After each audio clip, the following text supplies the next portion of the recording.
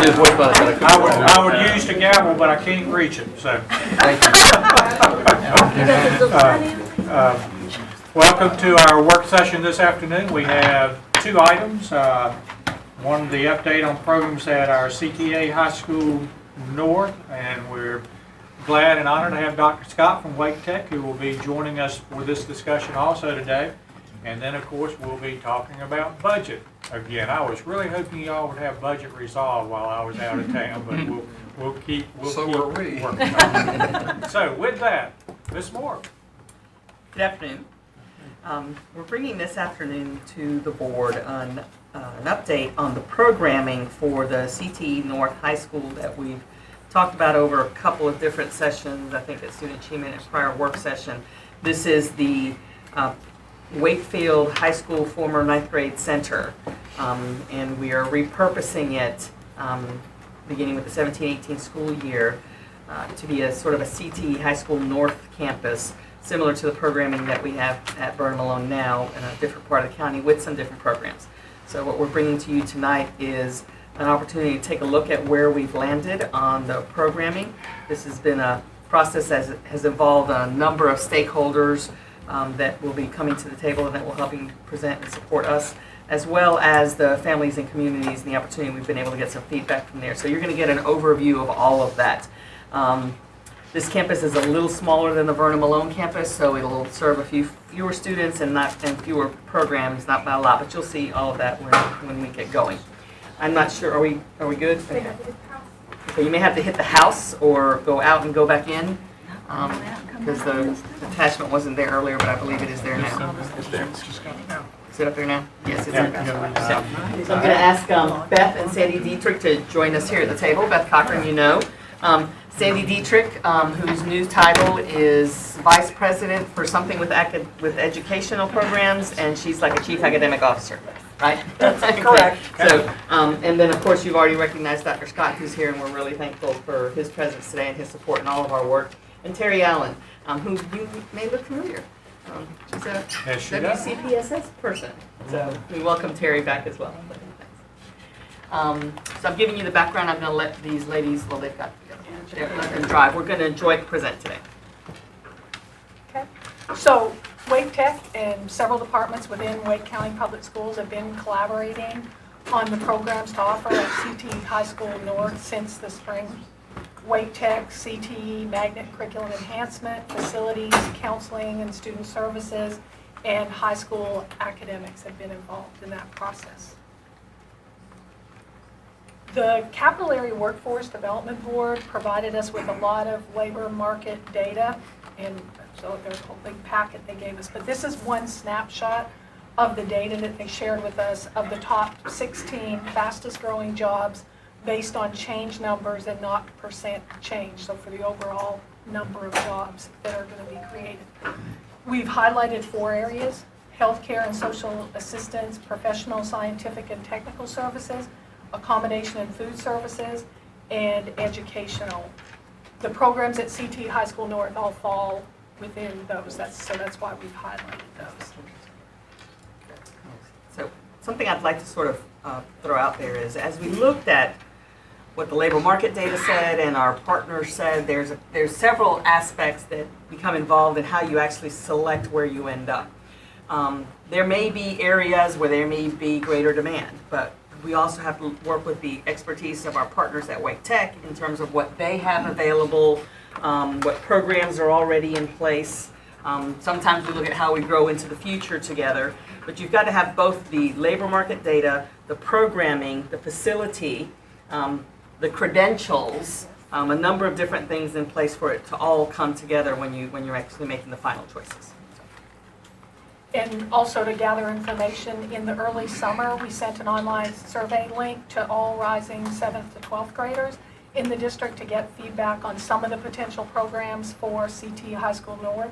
We received over 4,000 responses, and as you can see from the chart, that all the programs that we surveyed received a fair amount of support, a lot of support. So I'm going to turn it over to Sam. Sorry. Okay, from the labor market data, we determined that these were areas of interest or clusters of employment, predicted growth and replacement needs in the county. So we looked at those, and then as Kathy mentioned, we started eliminating those that would be replicating either an academy or something that Wake Tech offered nearby. So after we did that, we landed on 5 programs that we'll talk about right now. The first one being culinary arts. As you can see, this will be the most expensive program that we offer there, but I think it is definitely one in high demand. When students graduate, they will have opportunities in hotels, restaurants, resorts, clubs, catering operations. Entrepreneurship is a huge piece of this career. Contract food services and health facilities, just to name a few. Graduates may advance from those entry-level positions into greater levels of responsibility and creativity in the culinary arts. 5,800 jobs are predicted over the next 10 years in this field, and I think that's a low prediction. I think there are quite a few more, but that's a safe assumption that of the need. And at Wake Tech, we offer certificates, a diploma, and an associate's degree. So students capturing or gathering credits in culinary will be able to apply them to stackable credentials and a pathway through an associate's degree very easily. For all of this data, what's the geographic frame? Wake County, right? Joy Frankoff? This is Wake County only, Yes, Wake okay. County. Yes, Right. Wake County, Thank you. local data, yes. The next program is early childhood education. As we are experiencing in all of academia, we're looking at a shortage of teachers, and that begins in preschools. This program, not only do we start by articulating high school credit into our first gateway course in early childhood education, where students then have the first level credential to start work in a preschool. They can continue on to certificates that focus on infant toddler education, early childhood education, school age education, family childhood education, and early childhood administration. That's kind of the pathway. Again, 5,600 jobs are predicted, and that may be on the low end also. I think it's a very conservative estimate. And they can pursue, as I said, certificates, diploma, and degrees. Students often come back to us for enhancements certifications as well. So lots of opportunity in that area. Is there any way for a student that goes into this and decides that they really want to pursue early childhood teaching degree to transition to the university? We do have some articulations with the private colleges. The university system doesn't directly articulate, but I will tell you they give our students a very good deal. UNCG, they are treated very well in the transfer of credit area. So yes, they will fare very well in that regard. Emergency medical science, we have been approached, Dr. Scott has been approached to help fill the need in Wake County for first responders in emergency medicine. And we are doing our best to increase. We need the pipeline from high school, and then we have to increase our capacity. So we're looking at 450 jobs over the next 10 years. Again, I think a very conservative estimate.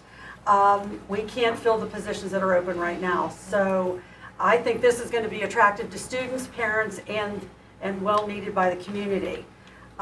There's a certificate and a degree available in that line of work that leads to credentialing, third-party licensures. Hospitality management, again, looking at over 5,000 jobs predicted in the next 10 years. This is anything from work in hotels, motels, resorts, inns, restaurant, clubs, and other institutions.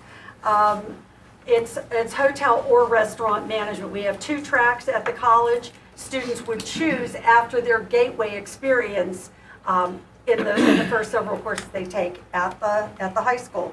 We do have certificates, diplomas, and a degree available for students in that line of work. And again, when we say in that line of work for that, I noticed in one of your bullets, it talks about qualifying for supervisory or entry-level managerial positions. We're not training people just to be house cleaners. Once they have an associate's degree, they are positioned for entry-level management positions, yes, not just front desk.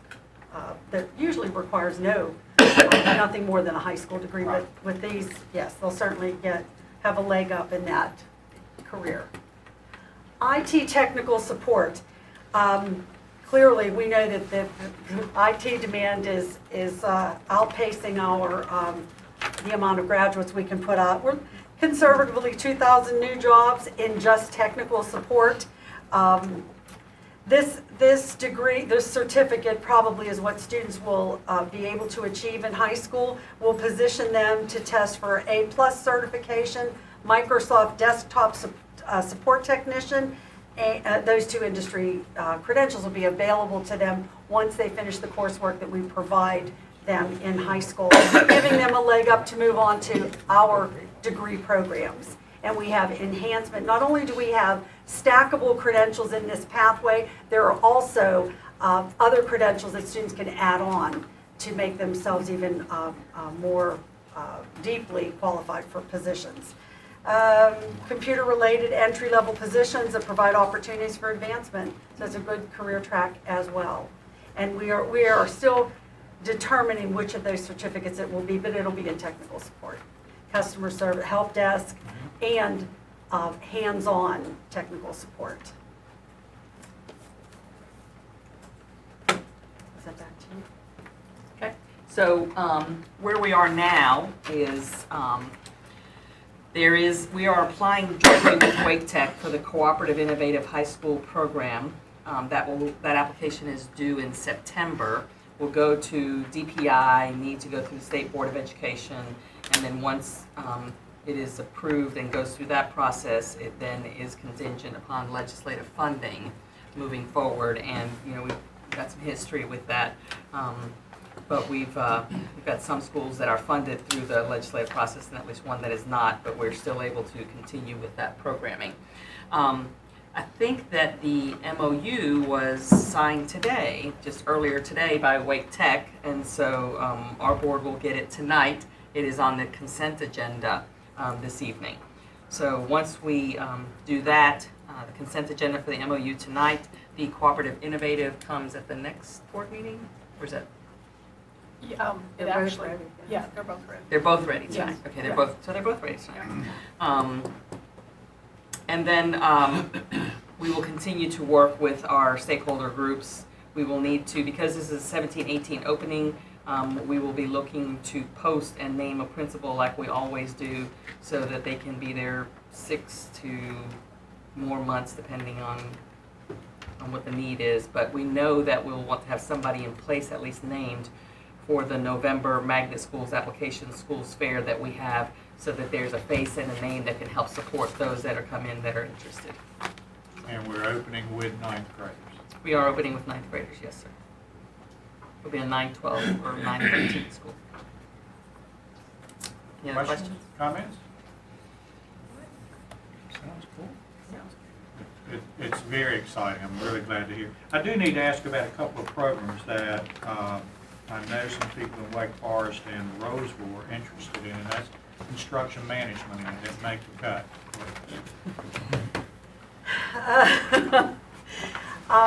We had conversation about it. Terry Allen, Academy at Wake Forest. there's an academy that would compete with it. And the At Wake academy Forest. is at, Wake Forest. High School. Yes. So we would be supplanting. Yeah. So we so just, we wouldn't need a gaming project because we have that at Heritage. Right. And that's what helped us make decisions. Where the greatest need was. Now, my only concern with that, and I agree with protecting academies,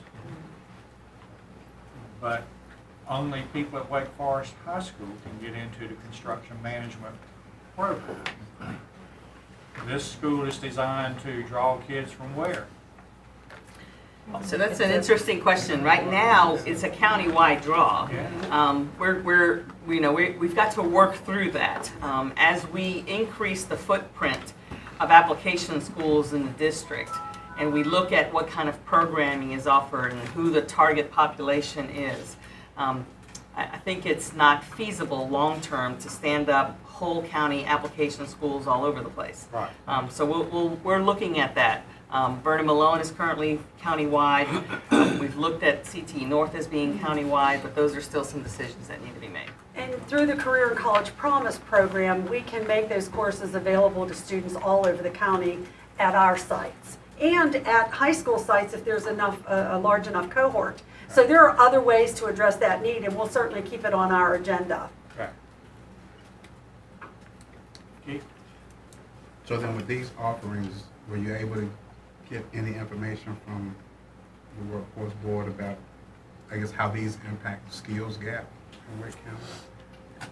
Joy Frankoff is our data person, and she gathered our information is from the workforce development data. So do we have any deeper insight into Skills gap, you said? skills gap? Yeah.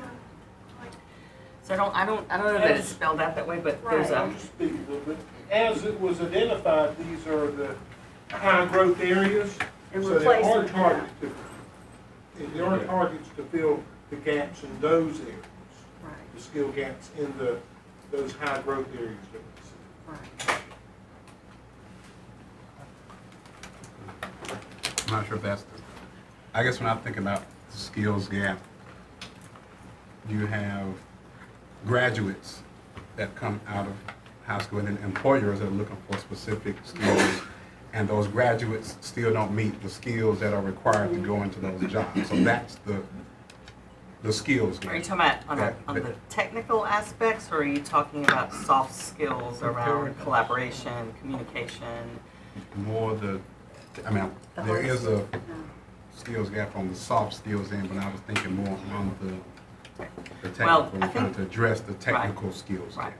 So I think one of the things that we've done intentionally is to seek programs that do contain an opportunity for an industry certification or certificate to try to support that.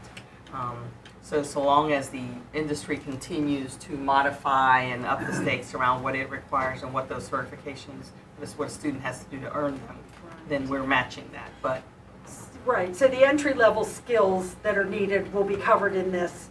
We match those to the data, the requirement for entry-level folks with the skills that these programs offer are the match for us. In other words, we're not looking for data scientists. We didn't look for that number of unmet need and try to match it to our associate degree grads. We are certainly, as the data was pulled, it matches what skills the students will acquire in their program that match the entry-level skills or two-year graduate skills that are available in those thousands of openings that we cited. So I think there is a match, you know.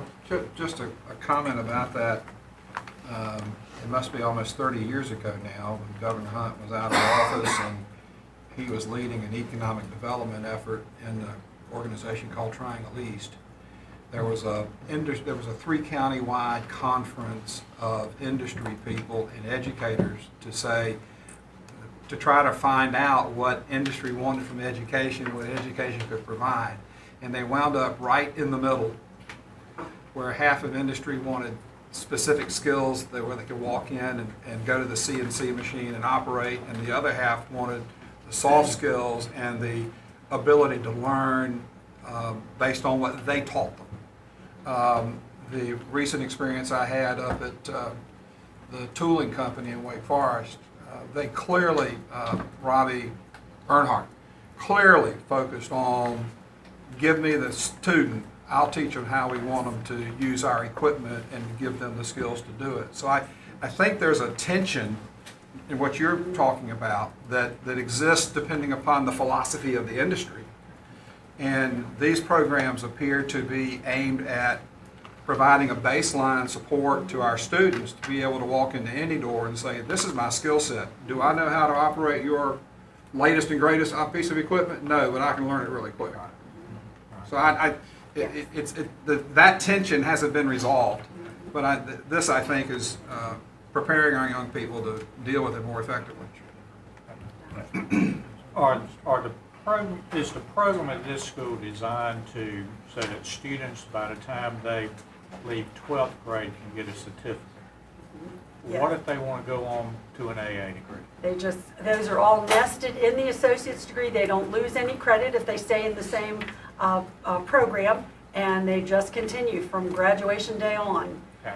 And the beauty of it is they're already accumulating college credit, which gives them a leg up. Even if they decide to go to a four-year university, Right. they already have college credit. And that's also the downside. They have college credit that they need to make sure is stellar in order to do that.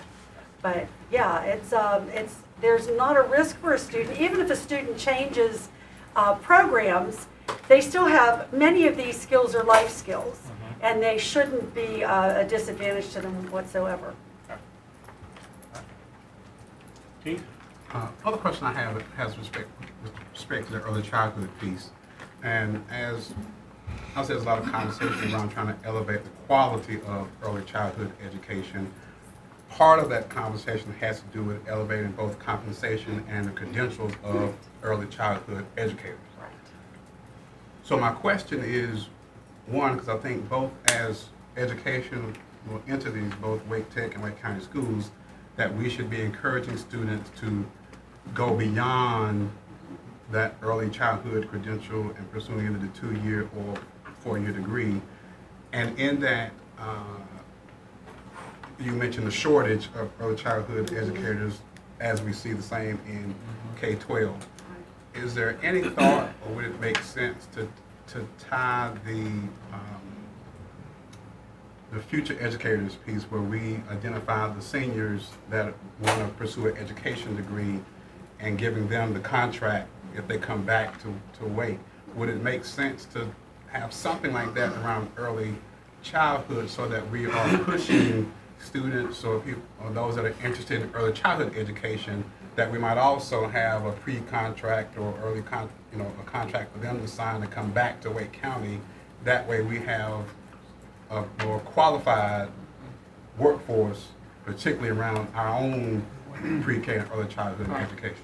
So I think when we have scheduled for I think it's student achievement in the next few months, an update around our pre-K strategy for the entire district, looking at what our growth looks like, a multi-year plan, because you guys are seeing the budget cases every year. We want to show you the vision and the multi-year strategy behind it. And I think that's a good place to maybe take a look at, as you see what our expansion looks like in the district, whether or not there's space in the work that we're already doing to expand to a pre-K-12 initiative instead of just K-12. But we can, I think having that conversation along with what our expansion looks like would make most sense. But that's interesting for sure. And since we're talking about programs today, I assume you will come back to student achievement or somewhere to talk about whether students who go here can play athletics somewhere and all Yeah. that. That's not today's discussion. That's not for today. That's correct. All right. Additional questions? Because we're going to vote on the MOU on consent. Dr. Scott? Just, you didn't say comments, you said questions. Questions or comments? Yeah, they said he never met a microphone he didn't like. There you go. But I will tell you that our board this morning met, we discussed it at a regular meeting. They were very excited about it and wanted me to share with you and these board members that Wake Tech is very committed to this CTE school and possible others in the future. So we're open arms. Thank you. That's great. Thank you. And thank you for always reaching out to us and being such a cooperative partner with us as we continue to expand and look at opportunities. It's exciting. And it fits so neatly into our strategic plan of having students career or college ready when they graduate and not just a diploma. So again, thank you so much. Thanks to all of you. Any additional? Yes? All right. Thank you. Thank you so much.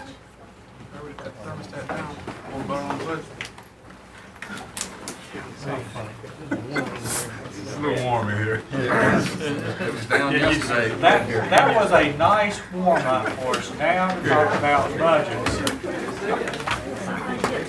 Thank you again so much.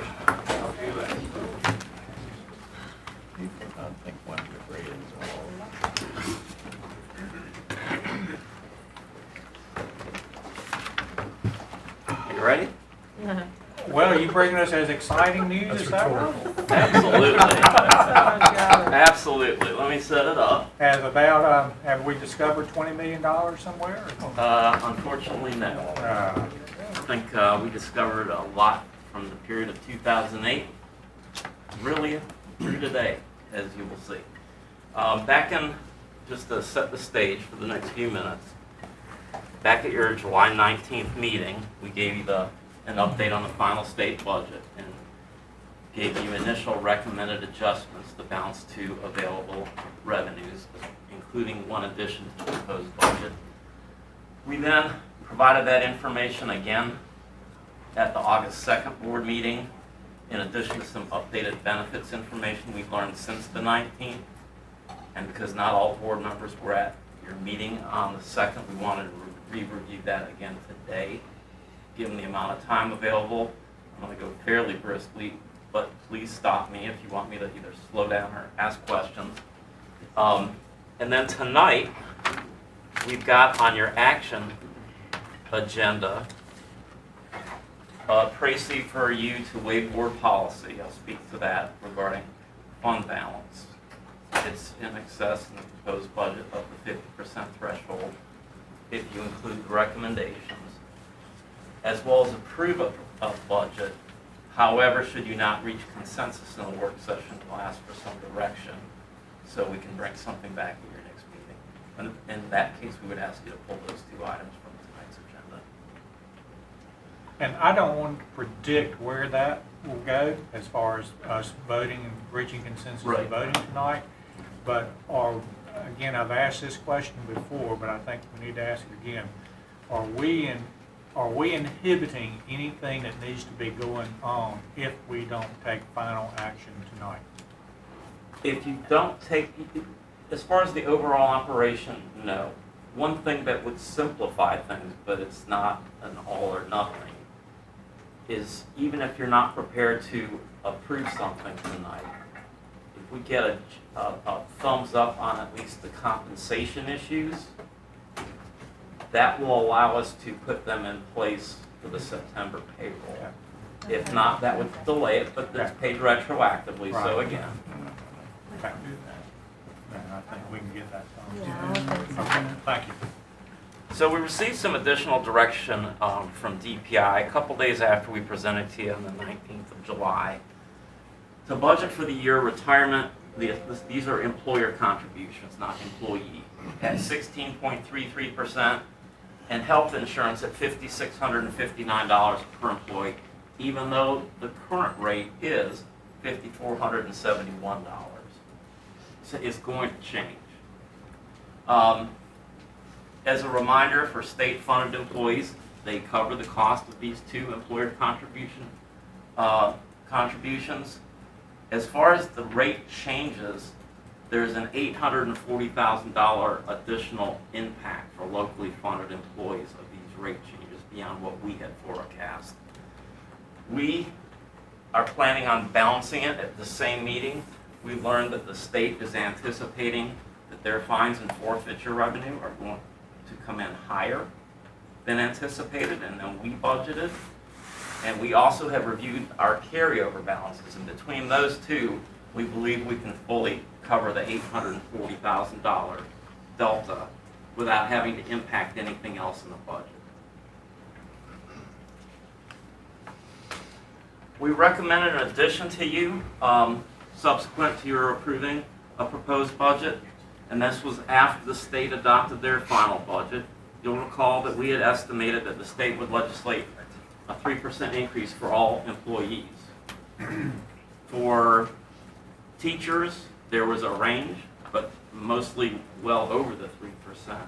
For school administrators, there again was a range, but it averaged right around just under 3%.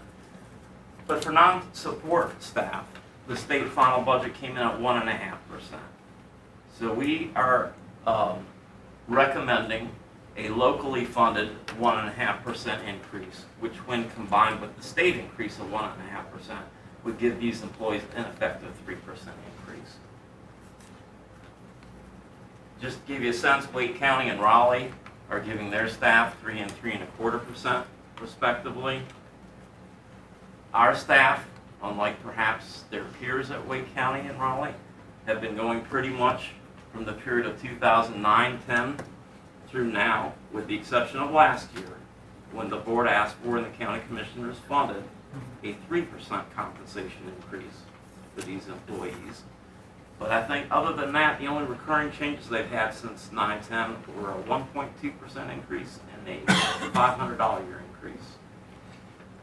So again, our thought behind requesting this and recommending it is that the continued balancing of our budget on our support staff is not aligned with our strategic plan. Just under $3 million is required to fund this addition. So with that $3 million addition, there's a $17.5 million gap to close. And again, from the period of 2008-9, really up through even current times, we are making cuts to balance our budget. 94% of our funding goes to the schools. So when you're going to look at any kind of extensive cut, and I consider $17.5 million, even though as a percent of the total budget, it's a relatively small number, $17.5 million is a big number. Our recommendations were reviewed by the superintendent and leadership team. We got input from the Division of Principals. And as I go through the recommended adjustments, I want to note that with the exception of what's noted on the recommendation pages, all other business cases in the board's proposed budget would remain funded. So first, proposal to freeze central office vacancies for 90 days. That will create lapsed salaries. $1 million estimated.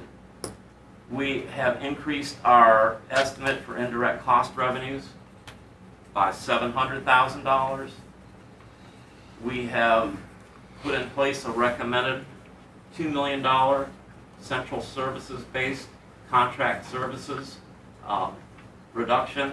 Each chief will be allotted their pro rata share, and then they'll decide within their respective divisions and departments how to implement that with the least impact. But $2 million of contract services will be an impact on support. The state had a funding reduction for Wake County of $200,000 for transportation. We're asking the transportation department to find out where they're going to cut and absorb that effectively internally.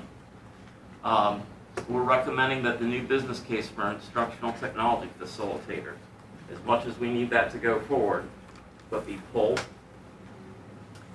Same thing for the new business case for middle school visual and performing arts. That was 75 new months of employment to give a baseline effectively for our middle schools. We're removing the program continuity business case for Title II. For all intents and purposes, this was taking staff that are currently Title II funded. We had requested local funding for them. We were going to then use the freed up funding for professional development. But by pulling this, effectively what it's doing is it's cutting professional development. We'll repurpose DSSF funding. We're going to adjust our academics allotment down based upon actual allotments. Continuing on, we'll talk more about this.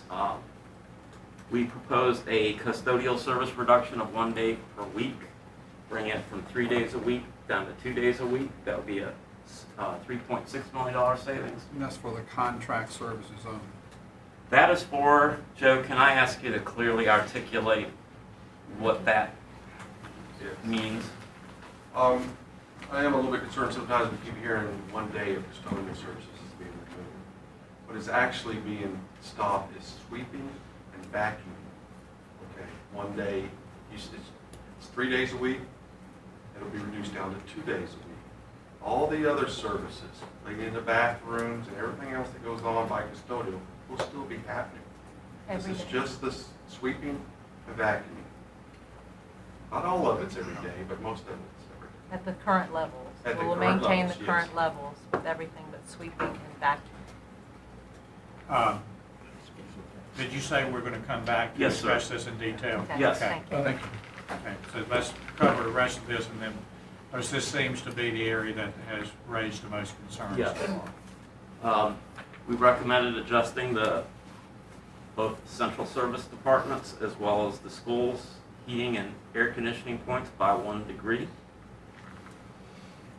Decreasing the instructional supply allotment by $3.04. Currently it's $71.04. The vast majority of that is local funding, not state funding. Increase the elementary and middle school ADM formulas by 0.3 of a student and 0.15 student respectively. And that would impact, I believe it was 19 elementary schools by 1 10-month staff member and 5 middle school by 1 10-month position, and our K-8 academy by 1 10-month position. And all of those schools have the vacancies, so this will not create an issue for employment. And I would assume for that's our staff. largest schools. Pardon me? That's our largest elementary and middles.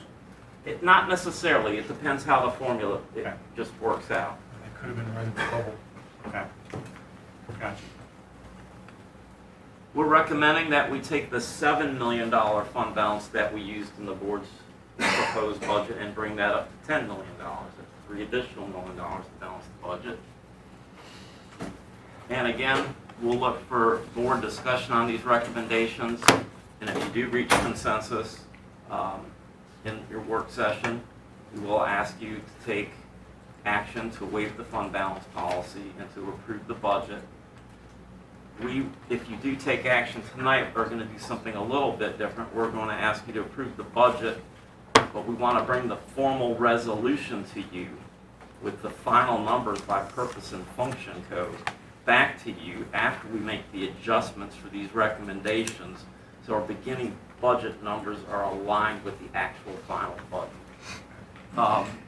And if not, if for whatever reason, and again, we can manage through this, the board is not in a position to do those things tonight, we'll ask you to pull those 2 traces.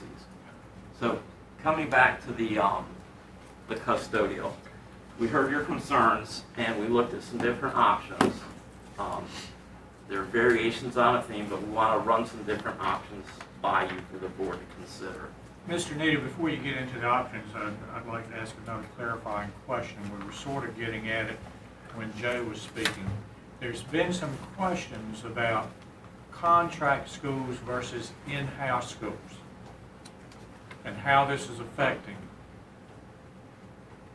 The services provided is affected by all schools.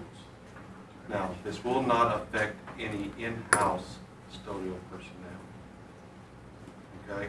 And the reason for that is when we added this 1 day back a couple of years ago, we did it all with contracted, except for a very small part, and that very small part we can deal with this reduction, but without hurting anybody. So There's been a question of if a school has in-house, are their rooms being swept and vacuumed every day versus a school with contract that is only 3 days and looking at it cut back to 2 days? they shouldn't be. Shouldn't be as, That's correct. So it's correct to say that all of our schools have in-house, but not fully in-house. So every school has at least a custodian that's. A head custodian, Yes. Right. Even a school that is 100% contract-based has a Wake County employee as a head custodian.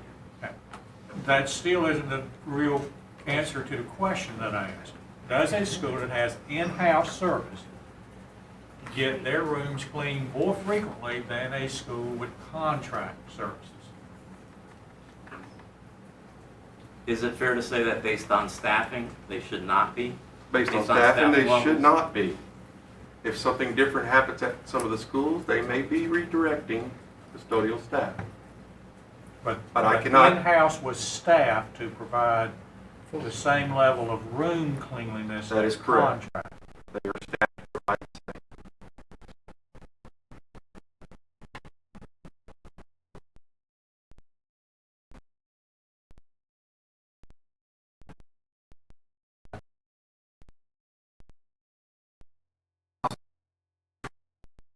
instruction.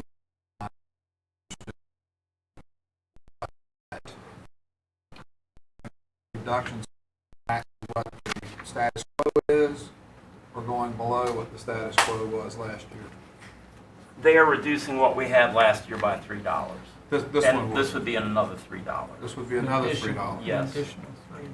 Okay, so the combined proposal would be $6.04 or something like that. Per student, less. Per student, less than last year. Okay. Yes. And to give you a sense, again, the formula was $71.04. Okay, thank you. And that 71 is combined state and local, or just local? That is combined state and local. So it would take it down. 65. And Mark, do you have the book? Can you look for what the breakdown is on the state and local for that? Yeah, we have state formula at 2838 and local formula at 4266. Can you say it louder, Mr. Winters? State formula was at 2838, Per student. local formula at 4266. So we're already in Wake County paying significantly more than what the state, who is supposed to be providing a free education to all students, is providing us. Yes, sir. Yeah. This funding option would use additional fund balance beyond the 10 million, the 7 million in the proposed budget, and the additional 3 million. And the way we arrived at this was to say, what would bring down the fund balance down to 1% of the county appropriation be, and that would allow us to put that much more in, even though the board policy directs maintaining a balance in the 6% range. We do have estimated, and I'll stress estimated savings that we're anticipating in our transportation budget. And that's based on our routing that we're still going through right now and reducing the number of routes. But we believe that estimate is reasonable to rely on. And then for the remainder, we would use community schools funding. That's 1.6 million of about $2 million carryover that we've got centrally. And again, I'll point out for both the fund balance and community schools, those are non-recurring sources of funding. A second option to consider, cut that reduction in instructional supply down to $1.50. So between the former adjustment and this, it would go to $4.50, I think, and 4 cents. Again, the same additional use of fund balance, the same use of transportation savings, and a higher use of community schools funding. That comes real close to burning through that approximately $2 million. That would fully restore what has been in place. To all schools. To all schools at all levels. Okay. Scenario 2. This would maintain the elementary schools at 3 days a week and adjust the middle and high school down to the 2 days a week as recommended. The cost of that is finding $2.5 million to put this back into place, which is effectively restoring the elementaries to 3 days. A couple funding options here. Again, that same instructional supply formula change. A reduced amount of fund balance. Again, our goal is to get to the point where we're not using fund balance to balance the budget. That is our goal.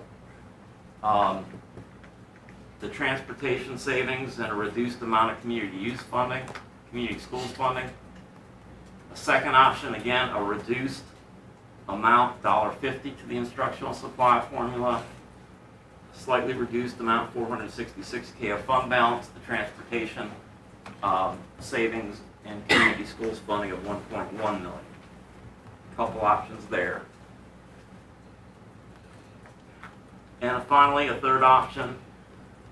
This one eliminates the use of any additional reduction to instructional supplies. It uses, again, as you can see, $476,000 of fund balance, the transportation savings, and $1.3 million of community schools funding to fund that.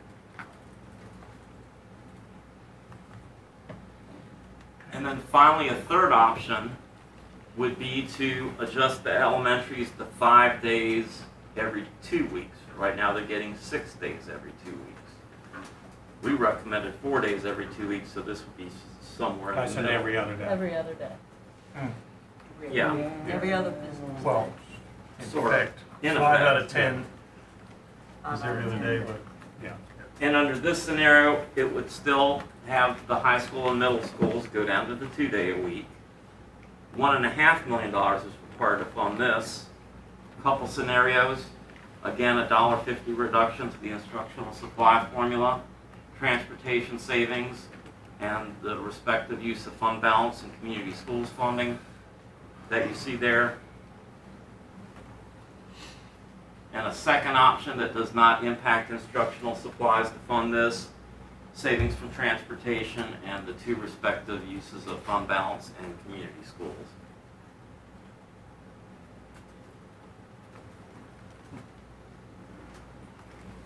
Moving parts. You have an e-boards second, a revised attachment, so what I've just showed you is on that revised PowerPoint. Thank you. Okay. I'm glad to entertain any questions. And we've got about 10 minutes. And of course, this is an action item tonight, so we can continue discussion at the table. Can you clarify again what community schools funding is?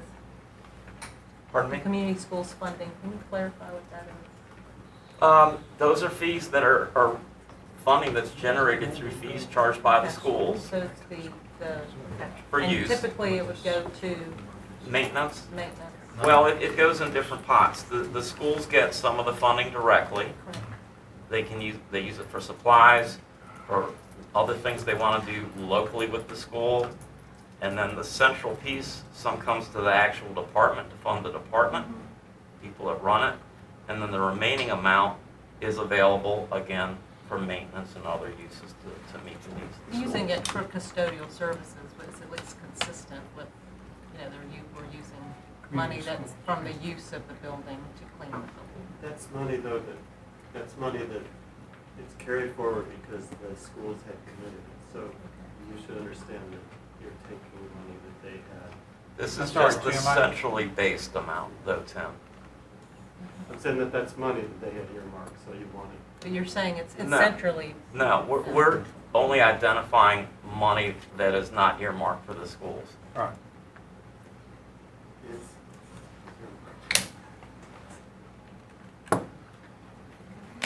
And I'm hearing two. It's still available. Okay. And you may have just said it and I didn't hear. And some of the other funding options, we were up in the 1-point-something million range from community schools? 1.1 an option. Yes, If we if completely we, restore yeah. We do. current levels or. Right, but if that's available to completely restore, why couldn't we look at taking more money from there to help do one of these other options if we went in that direction? Again, I will state that carryover is not recurring. Right, It's not recurring. Where are you next? yeah.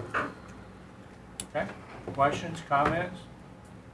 And again, this is scheduled to be an action item, which allows us to continue to discuss at the board table. Mr. Fletcher. I would lean to the middle ground of scenario 2, option 3. I was looking at scenario 2, option 2. But I could, Well, option 2 would Like to have talk a, about it. would have a $4.50 reduction in supply budget. Because this is But $3 you're- plus this. I understand that. Yeah, so. But you said you were leaning towards which one? Option 3. Scenario 2, option 3.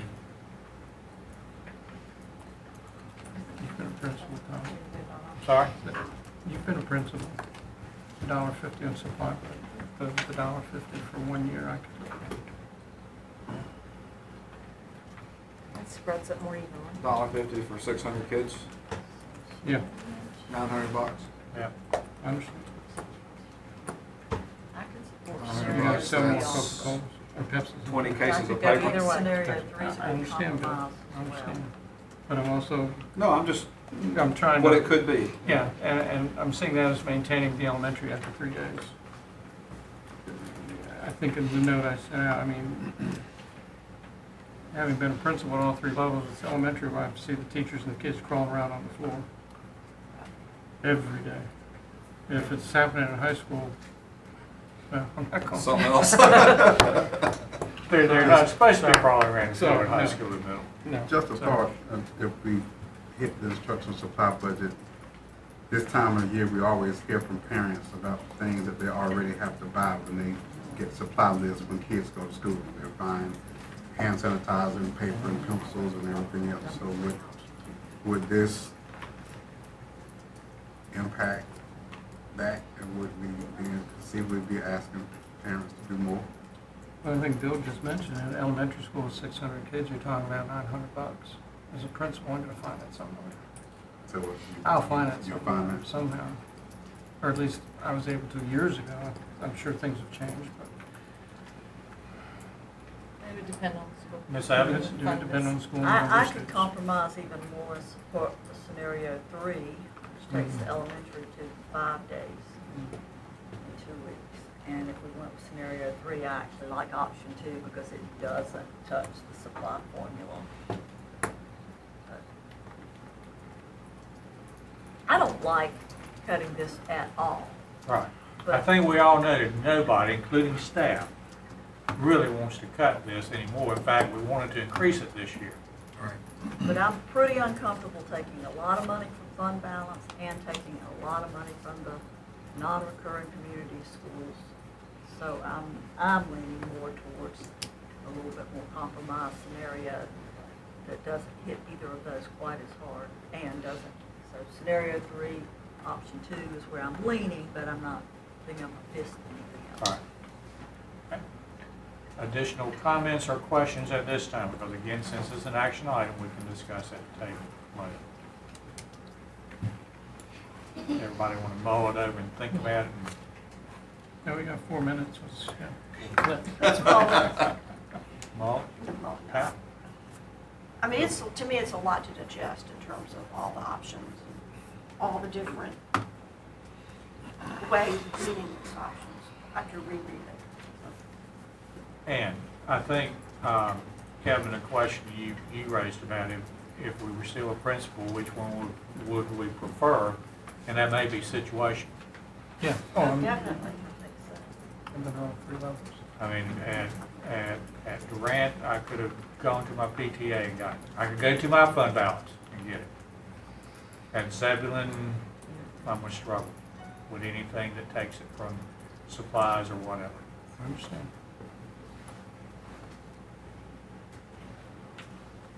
And if I'm a teacher with a classroom of 24 kids and you cut supplies by $1.50, you're looking at 50-some bucks for that classroom. That's already seeking donations. All right. Well, with that being said, then unless there's additional questions, we adjourn here and we'll start our open session and our regular meeting in 4 minutes. So, Mr. Chairman, it will remain an action item It will with remain an the action current item. recommendation from the superintendent on the books, but then the board can alter that based on the discussion or table it, depending on Right. the outcome. Got it. Okay. Okay. Mr. Nieder and Dr. Merrill, everybody, thanks again for showing us a lot of patience and sharing this level of information with us. We do appreciate it.